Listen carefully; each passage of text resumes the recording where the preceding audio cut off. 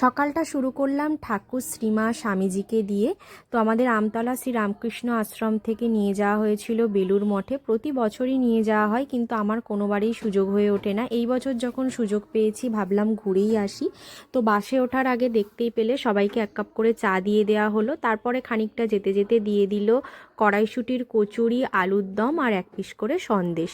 তারপরে আবারও খানিকটা যেতে যেতে দিয়ে দিল চকলেট। আর আমরা তারপরে বেলুড় মঠে পৌঁছেও গেছি। আর কিছুদিন আগেই তোমরা জানো যে ঠাকুরের জন্মতিথি ছিল, সেই জন্য কিন্তু প্রচুর ভিড় হয়েছিল। আমরা যেহেতু অনেকটা সকাল সকাল পৌঁছে গেছি, খুব ভালোভাবে কিন্তু ঠাকুরকে দর্শন করতে পেরেছি। এখানে কিন্তু অনেক দোকানও বসেছিল, মানে মেলা বসেছিল, প্রচুর সুন্দর সুন্দর জিনিস ছিল। তারপরে আমরা একটু গঙ্গার ঘাটে গিয়েছিলাম, আর অনেকটা হাঁটতে হাঁটতে পা ব্যথা করছিল, তো এখানে একটা জায়গায় অনুষ্ঠান হচ্ছিল, এখানে একটু বসে দেখছিলাম। তারপরে আমরা ভোগ খেতে চলে গিয়েছিলাম ওই 12টার মতো দিকে। আমাদের কিন্তু 2:30 অবধি সময় দেওয়া হয়েছিল। তারপরে আমরা ওখান থেকে গিয়েছিলাম কাশীপুর উদ্যানবাটি। তো দেখো, এটা আমরা ভোগ খেতে যাচ্ছি তখন।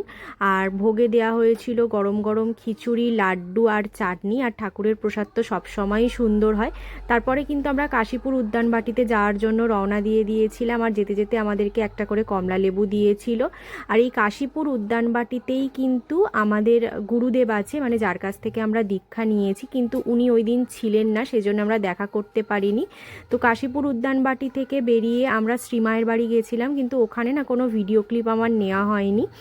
আর তারপরে আমাদেরকে দিয়ে দিয়েছিল গরম গরম তেলে ভাজা মুড়ি, আর তারপরে এক কাপ করে চাও দিয়েছিল।